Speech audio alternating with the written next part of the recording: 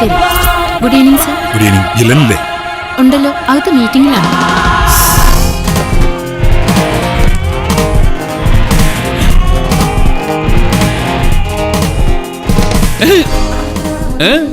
അതെ, പൂരപ്പറമ്പിൽ നിരത്ത് കുത്തിയിരുന്ന് ചീട്ട് കളിച്ച അത് വലിയ നാണക്കേട്. ഇത്രയും വലിയ വിദ്യാഭ്യാസ സ്ഥാപനത്തിൽ AC ക്യാബിനകത്തിരുന്ന് കളിച്ച അത് അന്തസ്സാ. ഇത് ചുമ്മാ രസത്തിന്, അല്ലാതെ തന്നെ പോലെ ഡെയിലി ഏർപ്പാടൊന്നുമല്ല.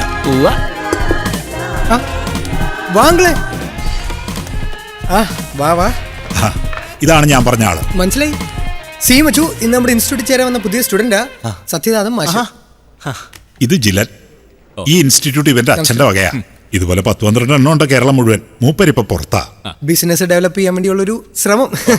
തന്റെ കൂട്ടുകാരെയൊക്കെ ഒന്ന് പരിചയപ്പെടുത്തോ. ഓ സോറി, ഇത് അമൽ. ഹോട്ടൽ മാനേജ്മെന്റ് കഴിഞ്ഞു. ഇപ്പൊ ഓസ്ട്രേലിയയിൽ MBAക്കായി സ്കോളർഷിപ്പിന് വെയിറ്റ് ചെയ്യുന്നു. സിനിമ ട്രയൽ എന്ന് പറഞ്ഞൊരു വെബ്സൈറ്റ് ഉണ്ട്. ഇറങ്ങുന്ന എല്ലാ മലയാള സിനിമയും തെറി പറയാണ് പ്രധാന മൂവി.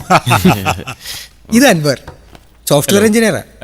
ഒരുപാട് കമ്പനിന്ന് ഓഫീസ് വന്നതാ. എല്ലാം വേണ്ടാന്ന് വെച്ചു ഫോർ ബെറ്റർ ഓപ്പർച്യൂണിറ്റീസ്. ഇപ്പൊ വെറുതെ സമയം കളയുന്നു. അല്ല മാഷെ, മാഷ് ഈ ഭാസ്കർ മാഷിന്റെ പാട്ടുകളുടെ ഒരു സ്പെഷ്യലിസ്റ്റ് ആണെന്ന് അങ്കിള് പറഞ്ഞു. അപ്പൊ എങ്ങനെയാ, നമുക്കൊരു ദിവസം ഒന്ന് കൂടണ്ടേ? കൂടൊന്നും വേണ്ട. എന്റെ അങ്കിളെ ചുമ്മാ മുടക്കം പറയല്ലേ. മാഷ് എങ്ങനെ ഈ കാര്യത്തിലൊക്കെ? കഴിക്കണ്ട, സാരമില്ല. പക്ഷെ മാഷിന്റെ പാട്ട് ഞങ്ങൾക്ക് കേട്ടിരിക്കാലോ അല്ലേ?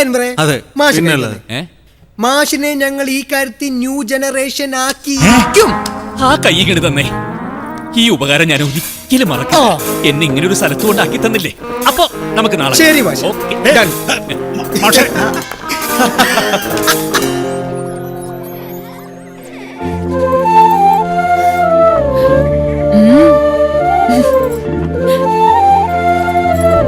ഇത് നോക്കിയേ, ഇത് നന്നായിട്ടുണ്ട്.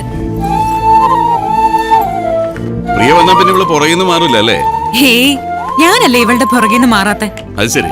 നേഹ വരച്ച ചിത്രങ്ങളൊക്കെ ഞാൻ നോക്കുമായിരുന്നു. എല്ലാത്തിനും ഒരു പ്രൊഫഷണൽ ടച്ച് ഉണ്ട്. നമുക്ക് ഇവളുടെ ഒരു എക്സിബിഷൻ പ്ലാൻ ചെയ്താലോ? That's a great idea. നമുക്ക് ആലോചിക്കാം. But you have to do it. നിങ്ങൾ നോക്കിക്കോ, ഇവള് വലിയൊരു ചിത്രകാരിയാവും.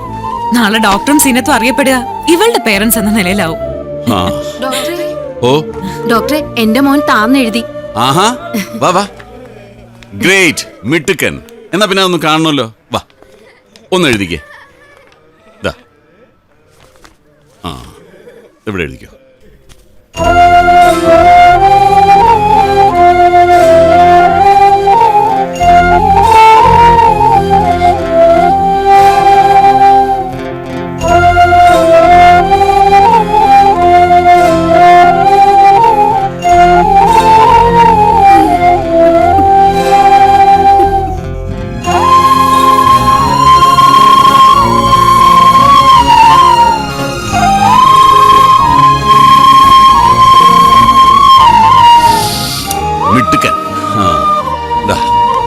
അങ്കിളിന്റെ വക ഒരു സമ്മാനം. ഇനി 1 മുതൽ 10 വരെ നിർത്താതെ എണ്ണാൻ പഠിക്കണം കേട്ടോ.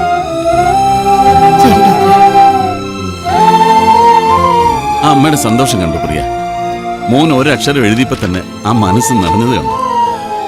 ഇങ്ങനത്തെ ചില സിറ്റുവേഷൻസ് ഫേസ് ചെയ്യുമ്പോഴാണ് നമ്മുടെയൊക്കെ ജീവിതത്തിന് ഒരു അർത്ഥം ഉണ്ടെന്ന് തോന്നുന്നത്. നേഹ ഒരു നോർമൽ കുട്ടിയായിരുന്നെങ്കിൽ ഞങ്ങൾ ഒരു പക്ഷേ ഇങ്ങനെ ഒരു സ്ഥാപനം തുടങ്ങുമായിരുന്നില്ല. ഞങ്ങളുടെ ജീവിതത്തിന് ഇത്രയും സന്തോഷം ഉണ്ടാവുമെന്ന് തോന്നുന്നില്ല. ദാ ഫോൺ. ഹലോ. അയ്യോ, അപ്പൊ രാത്രി വരാൻ വൈകൂ? ആ ശരി ശരി, ഓക്കെ. ആരെ മാഷ? സ്കൂളിൽ എന്താ സയൻസ് എക്സിബിഷന്റെ പ്രിപ്പറേഷൻ ഉണ്ടത്രേ. ലേറ്റ് ആവുമെന്ന് പറയാൻ വിളിച്ചതാ. എങ്ങനെയുണ്ട് മാഷിപ്പോ? അതല്ലേ അത്ഭുതം. ആള് ക്ലീൻ ആയിപ്പോയി. ശരിക്കും മര്യാദരാമൻ. റിയലി? സത്യം പറഞ്ഞ ഡിവോഴ്സിനെ പറ്റി വരെ ഞാൻ ചിന്തിച്ചതാ. ഏയ്, അതിന്റെ ഒന്നും ആവശ്യം വരില്ല. നമ്മുടെയൊക്കെ ജീവിതത്തിന് എന്നും ഇങ്ങനെ ഒരേപോലെ ഇരിക്കാൻ പറ്റുമോ? It should be changed. ഓ എന്റെ അമ്മോ, ഈ കമ്പ്യൂട്ടറിന് എന്റെ ജീവിതത്തിൽ ഒരു സ്പേസ് ഉണ്ടാവും ഇന്നേ വരെ ഞാൻ വിചാരിച്ചത്. ഇപ്പൊ അതിനൊരു മാറ്റം വന്നില്ലേ? ആ ഡിസിഷൻ ഒഴിക്കും മാഷേ. ഒരെണ്ണം വേണ്ട മാഷേ, മതി. ഒന്ന് ചുമ്മാരിടോ. ഭാര്യ അറിയാതെ ഒരു 3-4 കടിച്ച് പിടിച്ചു നിൽക്കാനുള്ള വിദ്യയൊക്കെ എന്റെ കയ്യിലുണ്ട്. ഇനി കഴിക്കില്ല എന്ന് വാക്ക് കൊടുത്തിട്ടുള്ളോ? ലോകത്തിന്നേ വരെ ഒരു ഭർത്താവ് ഭാര്യയോട് വാക്ക് പാലിച്ചിട്ടുണ്ടോ എന്റെ രാജേന്ദ്ര മാഷേ? എന്ന് പോയാടുന്നു. അത് തന്റെ കാര്യത്തില് ഞാൻ ഇന്നെന്തായാലും 4 മണിക്ക് മുമ്പ് എത്താന്ന് പറഞ്ഞിട്ടുള്ളതാ. ഇടജില തേക്കുംകാടിലെയും ബാറിലെയും മാഷിന്റെ പൊറുതി അവസാനിപ്പിക്കാനാ നിന്റെ അടുത്ത് ഉണ്ടാക്കിയത്. നീ ആയിട്ടത് കുളവാക്കരുതേ. നേരത്തെ വീട്ടിലേക്ക് പറഞ്ഞേച്ചേക്കണം. പോട്ടെ മാസ്റ്റർ. എന്റെ വീടിന് ചുമരുകളില്ല. എന്റെ മനസ്സിനു മതിലുകളില്ല, എന്റെ വയലിനു വേലികളില്ല, എന്റെ കണക്കിന് അളവുകളില്ല. ഇല്ല. ഡാ, ഒന്ന് നിർത്തിയിട്ട് പാടാ. ഏയ്, അതെന്താ നീ ഡയലോഗ് പറഞ്ഞപ്പോ ഒരു ശബ്ദം? ന്യൂ ജനറേഷനാ? ഓ, എന്തെങ്കിലും അർജന്റ് ആയിട്ടുള്ള വർക്കായിരിക്കും. Do it first. അർജന്റ് ഏതെങ്കിലും സിനിമയിൽ തെറിവിളിച്ച് എഴുതി കൂട്ടായിരിക്കും. എക്സാക്ട്ലി മാൻ. ആ ലാൽ ജോസിന്റെ പുതിയ പടത്തിനിട്ട് ഒരു പണി കൊടുത്തതാ. ഒരു 4 പേജ് പൊളിച്ചടക്കി കൈ കൊടുത്തു. ഫേസ്ബുക്കിൽ ലിങ്ക് കൊടുത്തപ്പോഴേ 250 ഷെയറും 900 ലൈക്കും. എന്തായാലും ആദ്യ ദിവസം ഉണ്ടായ നല്ല ഒപ്പീനിയൻ ഒന്നും മാർക്കിട്ടു. ഈ ഫേസ്ബുക്കിലൊക്കെ എഴുതിയ ആളുകൾ വിശ്വസിക്കുമോ?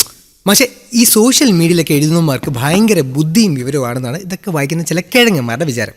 അവന്മാർ ഇത് ലൈക്ക് അടിച്ചും ഷെയർ ചെയ്തും സ്വയം ബുദ്ധിയുണ്ടെന്ന് വിചാരിക്കും. അത്ര തന്നെ. അത് വിട്, തലയിൽ ആൾത്താമസമുള്ള ഒരുപാട് പേര് സോഷ്യൽ മീഡിയയിൽ എഴുതാറ്. അല്ല, ഈ ലാൽ ജോസിന്റെ പടം ഉഗ്രനായിട്ടെന്നാണല്ലോ സ്കൂളിലെ കുട്ടികൾ പറഞ്ഞത്. പടം എനിക്കും ഇഷ്ടമായി മാഷേ. പിന്നെന്താ വെറുതെ ഒരു ചൊറിച്ചില്. അത് മാറ്റാൻ ഇതല്ലേ ഏറ്റവും നല്ല വഴി. Agreed. പക്ഷേ നിന്നെ പോലെ പെണ്ണുങ്ങളെ വളയ്ക്കാനല്ല ഞാൻ FB ഉപയോഗിക്കുന്നത്. FB? ഓ, ഫേസ്ബുക്ക്. ഈ ഫേസ്ബുക്ക് എന്നൊക്കെ പറയുന്നത് ഒരു വലിയ സംഭവമല്ലേ? പിന്നെ എന്റെ മാഷെ, ലോകത്ത് സംഭവിക്കുന്ന എല്ലാ കാര്യങ്ങളും ഫേസ്ബുക്കും അതുപോലുള്ള സോഷ്യൽ നെറ്റ്വർക്കിലൊക്കെ വലിയ ക്യാമ്പയിൻ നടക്കാറുണ്ട്. ഒരു വലിയ സമരത്തിന്റെ എഫക്ട് അതുകൊണ്ടുണ്ടാവും. സർക്കാരിന് മാറുന്ന പോളിസി ആണെങ്കിലും അഴിമതിക്കെതിരാണെങ്കിലും എന്തിന് നല്ലൊരു സിനിമ പ്രചരിപ്പിക്കാൻ വരെ അത് ഉപയോഗിക്കാം. ആണോ? പക്ഷെ ഇവിടെ ഒരുത്തൻ ചെളിവാരി എറിയാനും വേറൊരുത്തൻ പെണ്ണുങ്ങളെ വളയ്ക്കാനും വേണ്ടി മെനക്കെടുന്നു മാത്രമേ ഉള്ളൂ. Hello, I'm proud of it. നിന്നെ പോലെ ബുദ്ധിജീവി ആവണ്ടേ എനിക്ക്. സന്തോഷം. To be frank with you master, ഞാനൊരു സ്മോൾ കോഴിയാണ്. പക്ഷെ ആരും പറ്റിച്ചിട്ടൊന്നുമില്ല. നമ്മൾ ഈ ചില ആൾക്കാരെ പരിചയപ്പെടുമ്പോൾ നമുക്കറിയാലോ എന്തെങ്കിലുമൊക്കെ നടക്കുമല്ലോ. അങ്ങനെ അവരുടെ വീക്ക് ഏരിയ കണ്ടുപിടിച്ച് നമ്മൾ ഇങ്ങനെ പതുക്കെ പിടിച്ച് കയറി കയറിക്കറിയും. ചിലത് ചൂണ്ടേ കുരുങ്ങും. പക്ഷെ നമ്മൾ വിചാരിക്കുന്ന അത്ര എളുപ്പമല്ലട്ടോ മാഷേ പണി. അങ്ങനെ എത്രയോ നാളത്തെ ചാറ്റിങ്ങും മെസ്സേജിങ്ങും ഈ ഒരു സ്വീപിക്കലുണ്ടല്ലോ, അങ്ങനെ കെയർ ചെയ്ത് കൊണ്ടുപോയി വല്ലതും നടന്നാലേ അത്രേ ഉള്ളൂ. പിന്നെ ഇതൊക്കെ ഒരു കലയാ മാഷേ.